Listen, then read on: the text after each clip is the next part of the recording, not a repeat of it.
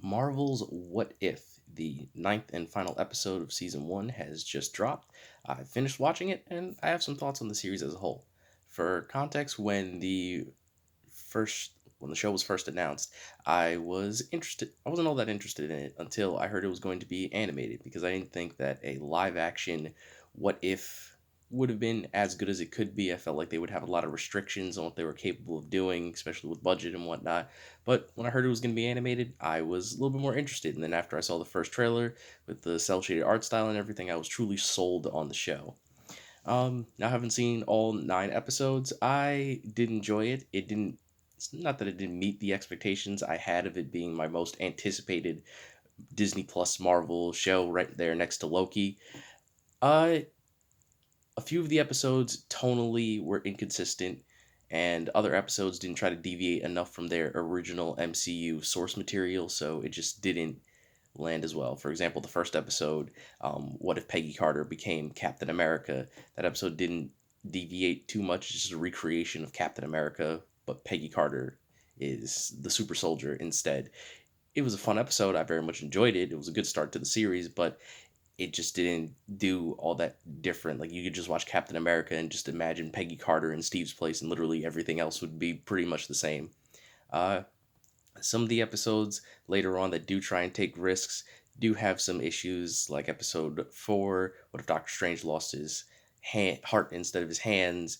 That one worked for me. I really enjoyed that episode. However, I have heard that some people it didn't work for because in the Doctor Strange movie, his relationship with Christine isn't as developed as it should have been to get people invested in watching this what if storyline that sees Stephen Strange lose his mind over the fact that he can't bring back the one that he lost. Um, Other episodes like episode 5, What If Zombies, that one had the most potential, I think, out of all of the what if storylines, but it definitely fumbled the bag because the tonally inconsistent nature of the episode. Like, this is a really dark apocalyptic universe, but it's too comical, which was not the best decision that they could have gone with for that episode. But at the end of the day, it wasn't too bad. I do think some of the standout episodes were like episode 3, What If the Earth's Mightiest Heroes Never Assembled? That was a good episode. It was a nice murder mystery. I was invested in the episode, and I was hoping more of the series would have been like that.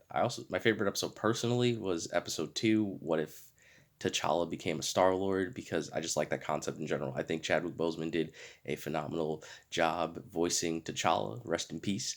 Um, uh, as Star Lord, I really like that incarnation. I like his personality as a Ravager. That was very fun. I very much enjoyed it. And I like the dichotomy that they showed. I think that was a prime example of them using source material from the movie and then altering it in a way that became more interesting in the animated series than, now that you have the context of where it came from. So I thought that was really good. I also really liked the Collector in that. I felt that he was more menacing than he was in the MCU, which was great for me because I grew up knowing the Collector from like the comics and the mobile game, and I knew this is threatening force that uh, was able to capture many heroes and villains and force them into the contest of champions and everything like that. So I was a little disappointed when I saw him in the MCU and he wasn't as maniacal as I was expecting, but that definitely checked the mark in this what if episode. So that was a good time.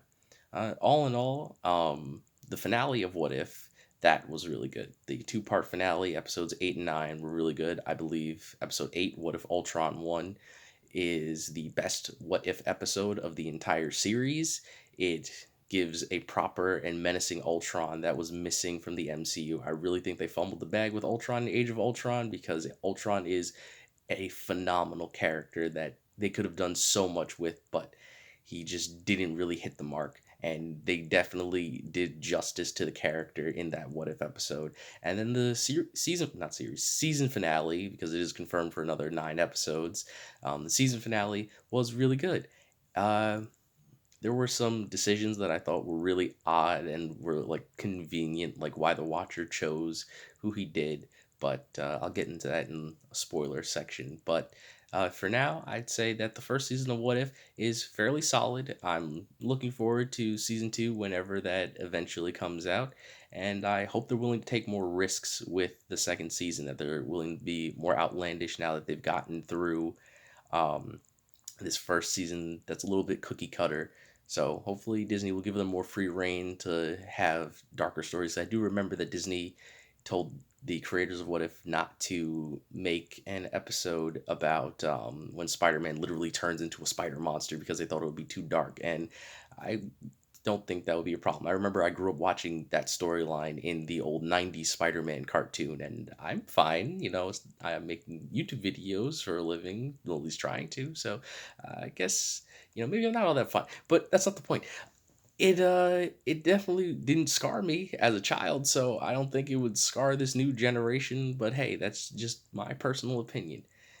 If I had to give What If a score, I'd probably give it like a 3.5 out of 5. With some improvement, that would definitely go up much higher, but at the end of the day, was very good. Some gripes that I heard people have with the show was the voice acting, is that some of the big star actors that voice acted, mainly Benedict Cumberbatch, didn't do the best job. There are a lot of moments that are pretty funny if you watch the Doctor Strange episode with his voice acting, but this is more of a nitpick that doesn't destroy the episode. It's not horrible.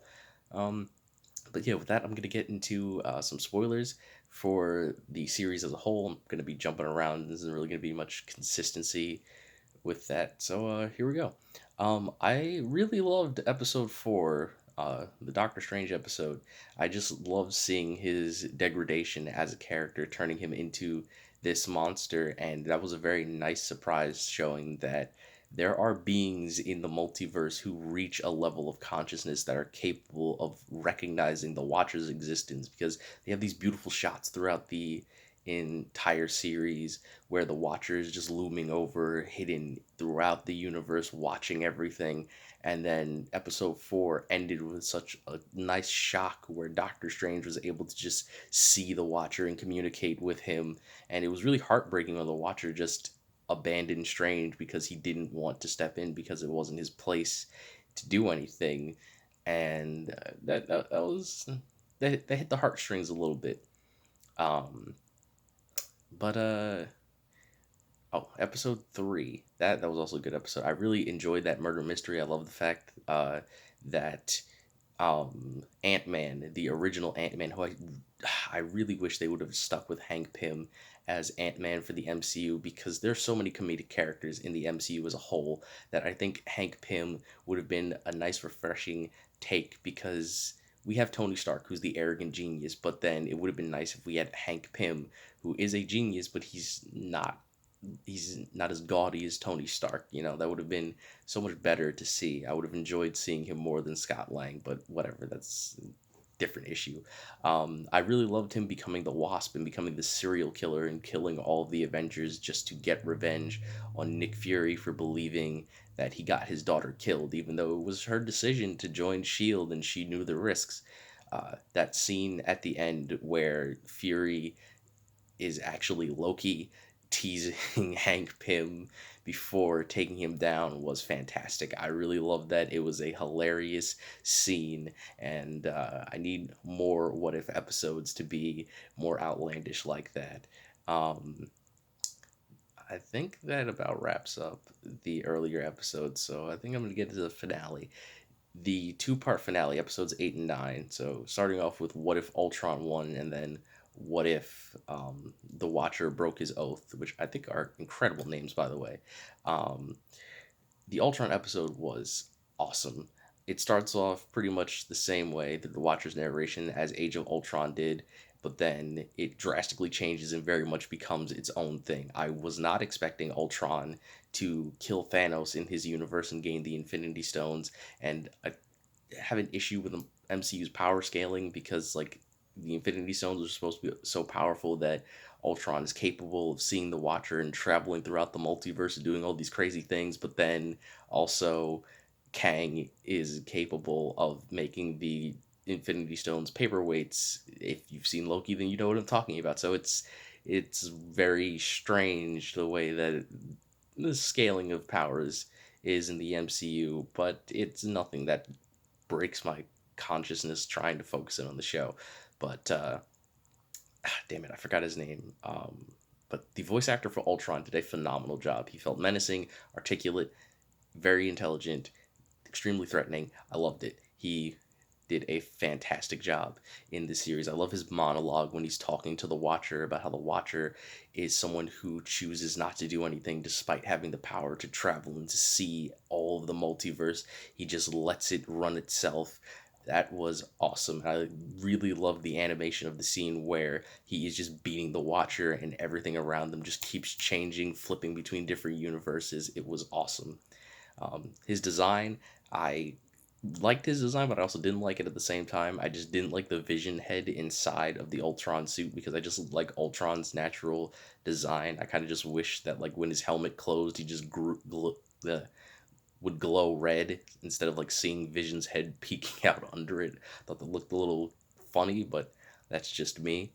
Um, but I think the ending of that episode was also pretty fun, where the Watcher has to just crack and gives in to Doctor Strange and asks him for help, leading into what if the Watcher broke his oath, which wasn't as impactful. It was just a really fun, action oriented episode. It was very cool, though. I did enjoy it a lot. But there were some issues that I have. Is that if the Watcher's been watching the multiverse for all this time and he knows all these heroes, I get it that in the sense that, well, no, I don't, because he does grab a hero from a universe that we didn't see in an episode. We see him get Gamora because he knows Gamora is from a universe where they created a machine that could crush the Infinity Stones. So it's just odd that he figured that, oh, the other heroes that I'm going to pick up are the ones from universes that happen to watch in this season that you, the audience, you right there, you, the audience, have seen. It was extremely funny and convenient that they did that, but that's just a nitpick. But the real one that bothered me is I guess the Watcher saw the future, as Strange put it out, that he had a feeling that like Killmonger and Arnim Zola would struggle over the stone, so Strange could put them in like a weird time bubble. But also, like, I feel like they could have just picked someone different to replace Killmonger. Like, I feel like he could have just gotten someone else. Like, he could have even gotten another Black Panther from a different reality to fill the same role, and it would have ended the same way without them having to catch them in the time bowl. They could have just removed the Infinity Stones, but that's because he was willing to mess with reality again. He brought Natasha to a universe where she had died, so she was able to take over there. So I don't know. I really don't know why Killmonger had to be brought there. At the same time, maybe, maybe it's possible that the Watcher considered that, this Killmonger is a villain and that he's wreaking havoc on his world. So if I use him to help and then he gets himself trapped in this time bubble, that will get rid of his villainy in their own world, so they won't have to worry about him anymore. It's possible, but that's just a theory that I have, that I'm not really banking on. It's just something that could have quite possibly happened. The final fight with Ultron versus the Guardians of the Multiverse, which I do like that name. I was not expecting them to be called that. I didn't think they were going to actually have a name. I thought maybe they would be the Avengers of the Multiverse or something like that. But Guardians of the Multiverse, that does work a lot better. The final fight was fantastic. It was animated beautifully. I do remember especially that one scene where Peggy is like falling through like the portal into a different multiverse. Looked awesome. I really enjoyed that so much. Um, I loved seeing this war torn Black Widow and Peggy Carter double team against Ultron, like just bashing him back and forth with the shields and then going for like that football tackle. That was awesome. I really did enjoy that. Um, but I definitely saw Killmonger turning evil coming from a mile away. Like as soon as they won, and then he started like absorbing the armor. I'm just like, guys, did you not see that coming? Did you not think like this guy who's evil? Like if anything, at least Strange sort of saw it coming because like I feel like Strange would have known where he would have come from. But whatever. Also, Party Thor was stupid. There's an infinitesimal number of Thors. I'm sure there was a Thor out there from a universe who is way more battle savvy than Party Thor. Uh, uh, why would you pick that guy? Watcher, seriously, I know you're watching. You're out there. You watch everything. Why would you pick that Thor out of everything? That is such a dumb decision. Everyone else, I understand. Like especially Doctor Strange, he was kind of the crux to the whole plan. But like Party Thor, of everybody that you would have picked, you chose Party Thor as your champion to save the multiverse. All right, buddy, that's sure. We'll say that wasn't just a plot convenient idea that you thought that one through, but whatever. Um, but yeah, that pretty much sums it up for What If. I will look forward to the future seasons, and I'm not sure how they can top this finale. So I really hope that they have a good plan for season two, that they take more risks, that and especially the finale, if they're gonna go for this huge multiversal battle for every single finale for What If, I would very much like them to try and top it, whether that be Killmonger and Arnim Zola break free, or some other entity takes reign and the Watcher has to reassemble the Guardians of the Multiverse. I don't know. But it'll also be interesting if they change up the members each season. Not entirely, but bring back some recurring members, but then other characters like Party Thor don't need to show back up. And for context, I did like the Party Thor episode. I found it very funny, but also there's a time and a place for that to happen. Um, but yeah, it would be nice if they changed up the members, like with different characters that show up in the future season that's going to come out. So yeah, that about sums it up. Peace.